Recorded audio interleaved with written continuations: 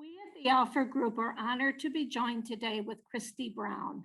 Christy Brown is the Chief Executive Officer of the Girl Scouts of Southeast Wisconsin. She came to the Alford Group seeking strategic coaching, and we had the privilege of providing that service to her and to the Girl Scouts. I'm also joined by Lieve. She's a consultant with the Alford Group, and today we're going to interview Christy regarding some of her thoughts, outcomes, insights regarding strategic coaching. So let's kick it off, Christy. The first question we'd ask is, what brought you to the Alford Group? Was there a specific problem you were trying to solve? What was the issue that you wanted help with or assistance with? Well, actually, the biggest issue was that I was new to the CEO role. When I entered this job in about 2012, my board decided that it might be a good option for me to take some additional professional development since I've not been in a CEO role previously. It was at my option though. They said, if you feel like you need it, please do it. If not, that's fine.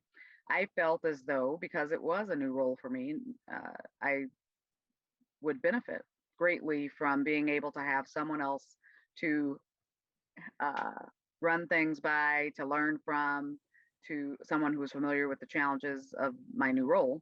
And so we sought out the consulting group. And how did you find the Alford Group?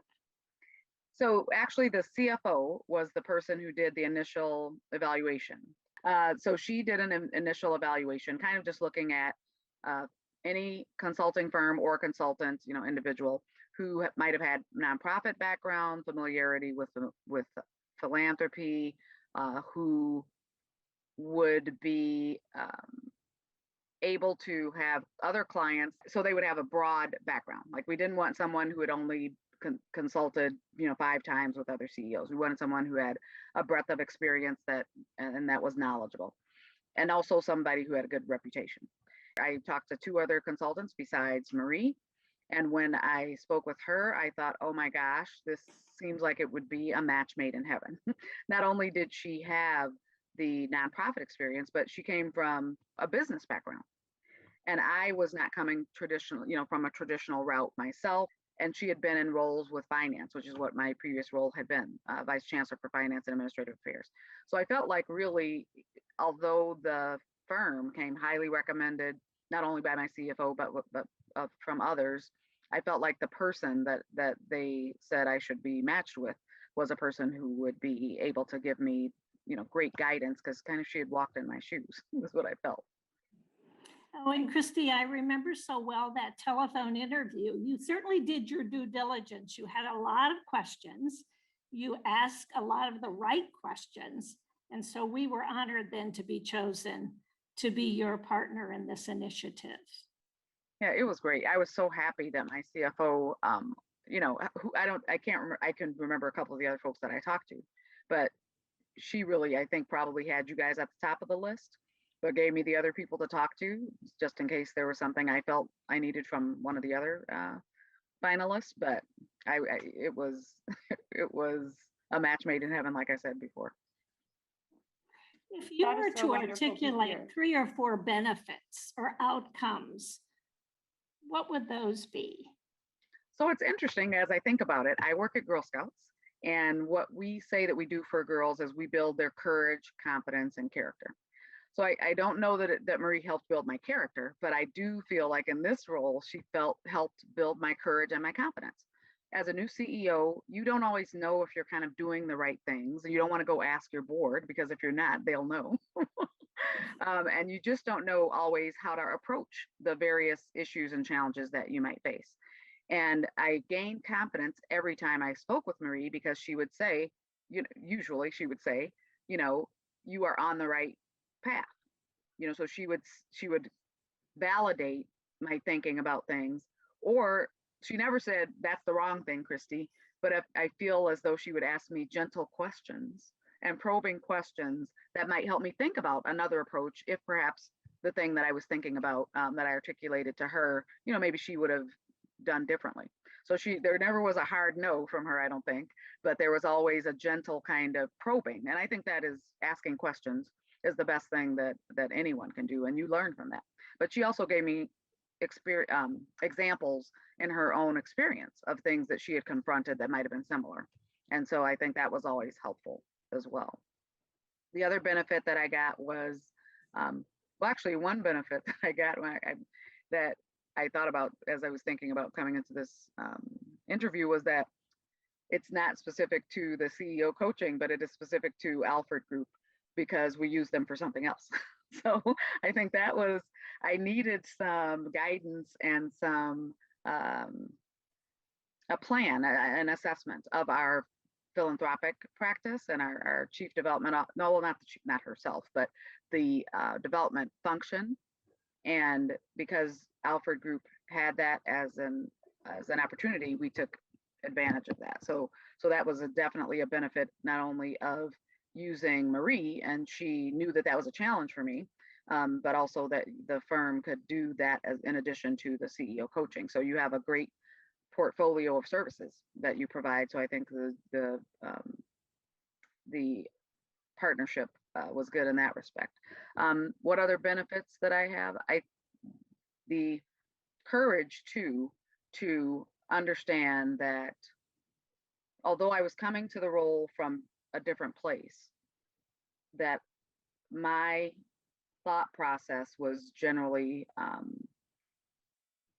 I think I was in the beginning trepidatious about making judgments on things that I didn't know about. Like I didn't come from a membership organization, and I didn't come, like I said, from a philanthropic sort of background, but I did see things with my staff that I thought, that does not seem right to me. And so Maree would say, hey, stick with your instincts, have the courage to go forward on the path that you're going on, because you are correct. And often you, Christy, come to a place from a different perspective. And many of the staff that I was working with had been there for years. I mean, all the staff that I was working with had been there for a number of years. And Maree said, have the courage to go by your convictions. If you think that they're going in the wrong direction, you just got to say, I think we need to go this way. They're definitely listen. I've always been an empathetic and kind of a listening sort of leader, but she said, listen to them and then make a decision based on your own intuition, facts, those types of things, goals. That's wonderful. And as you stepped more fully into those leadership goals and benefits, I'm sure that the coaching process was not only a professional journey, but also a personal journey. Would you share with us how you liked that process as it unfolded? Well, I definitely liked the process because not only was Maree able to validate a lot of things that I felt that I was doing, she also gave me tools, professional tools that I use to this day.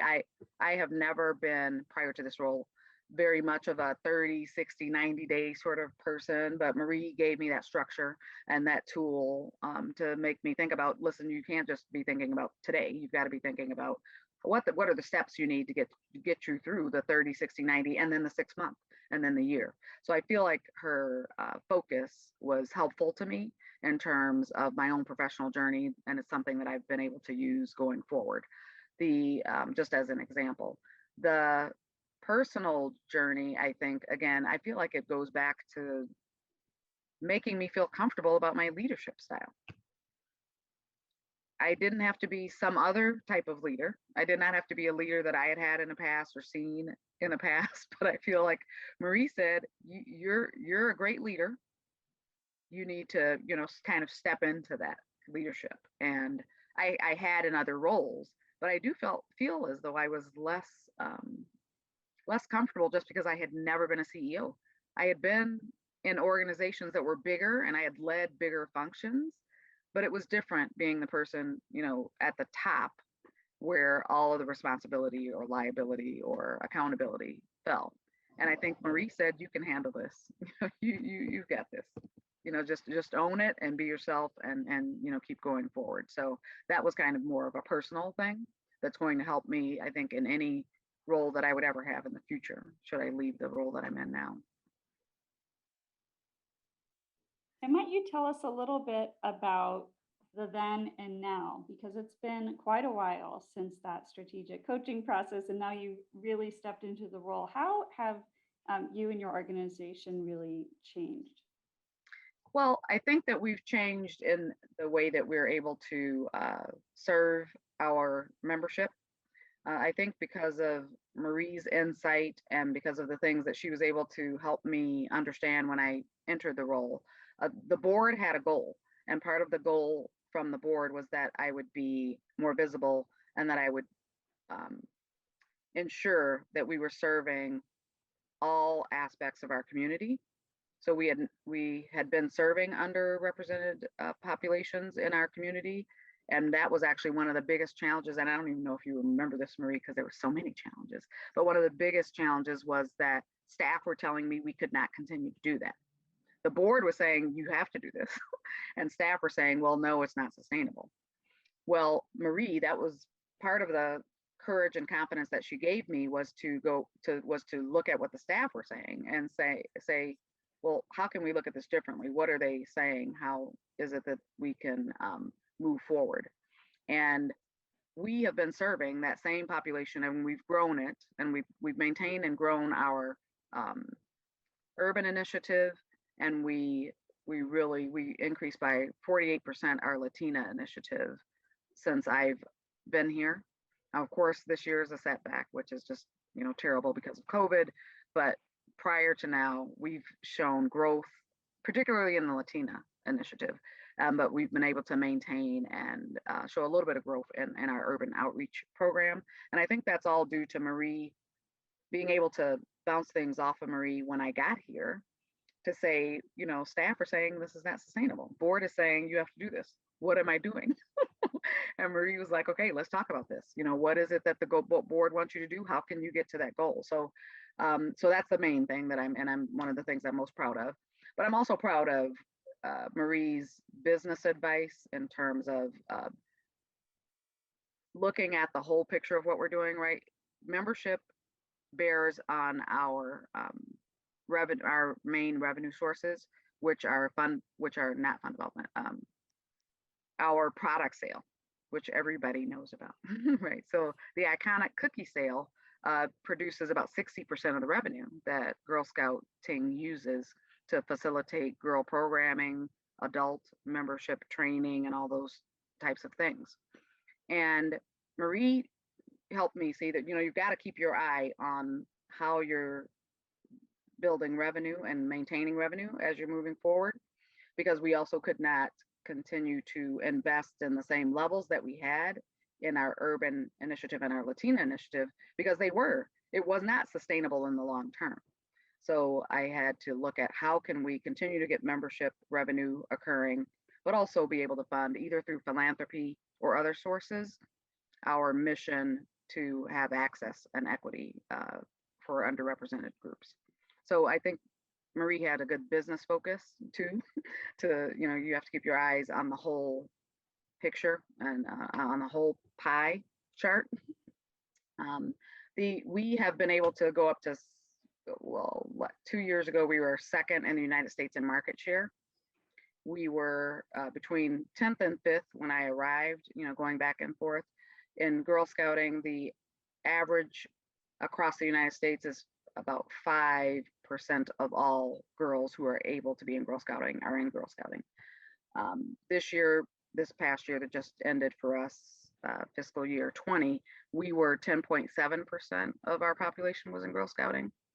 And it would have been higher had we been able to serve Milwaukee and Racine counties, which is where our populations of color primarily exist.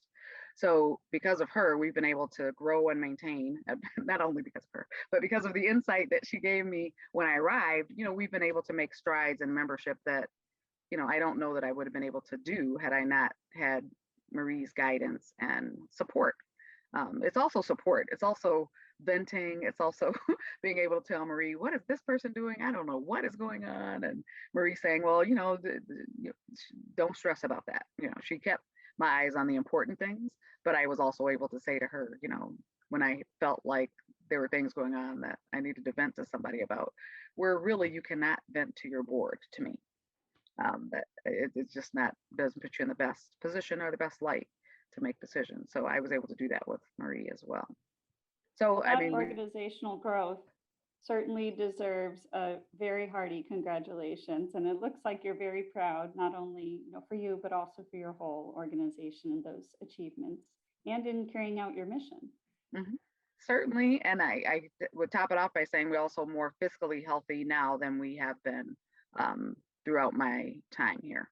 So we've been able to maintain membership, maintain mission, and maintain the money that we need to do all of the things we want to do for girls. Thank you, Christy. You're a shining example of leadership.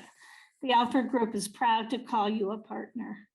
Well, thank you so much. I could not have done it without you. And because of you, 16,000 girls and 6,500 adults are enjoying Girl Scouting in Southeastern Wisconsin. So thank you so much.